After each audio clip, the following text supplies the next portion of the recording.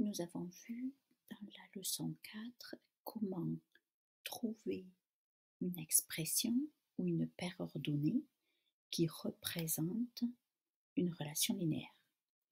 Alors ici, j'attire votre attention sur le fait que les valeurs de n pourraient augmenter de façon irrégulière, comme ici, plus 1, plus 2, plus 1, plus 3. Mais la relation pourrait quand même être linéaire. Alors regardons ici.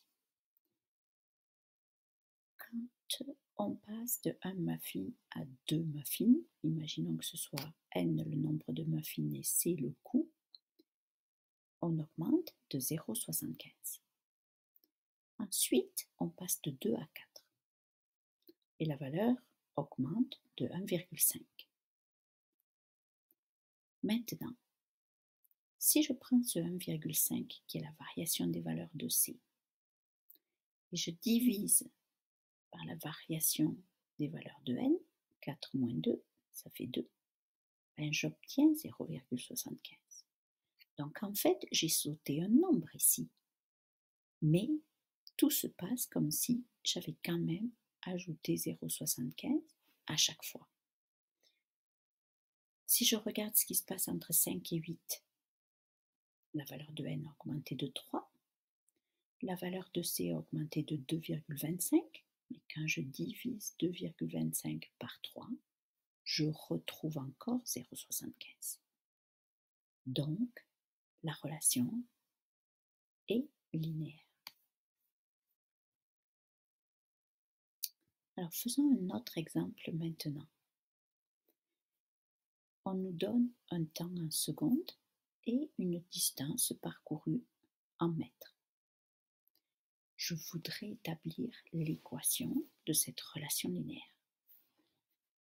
Je regarde ici la variation des valeurs de t, elle est régulière et c'est plus 1 à chaque fois.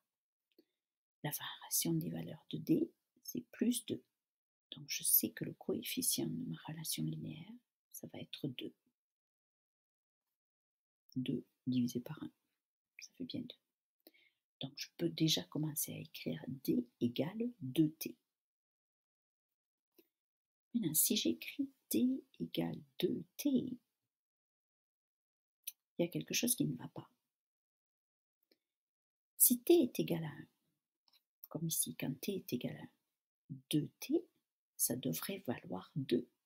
Or ici, on a 5. Donc ça veut dire qu'à ma relation, je dois ajouter quelque chose. Je dois ajouter 3, parce que 3 plus 2, ça fait 5. Et je peux vérifier ensuite que je ne me suis pas trompée.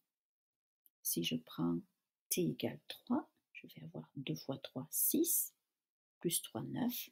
Je retrouve bien 9 ici. Donc je pourrais dire que la paire ordonnée t, 2t plus 3, représente la relation linéaire. Je pourrais le dire avec des mots.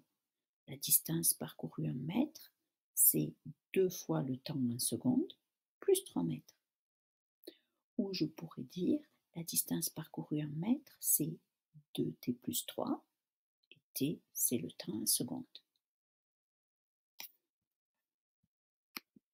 Si je fais le graphique et je reporte les valeurs, comment arriver à l'équation?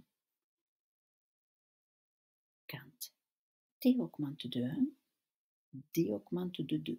Donc, 2 est mon coefficient, 2t. Et ensuite ici, quand t est égal à 0, quand t est égal à 0, la droite coupe l'axe des y au point 3. Donc ce point 3 là, c'est mon terme constant. Donc à partir du graphique, je peux très facilement trouver la relation. Le taux d'augmentation ici, c'est le coefficient. Et puis l'intersection de ma droite avec l'axe des y, le 3, c'est le terme constant.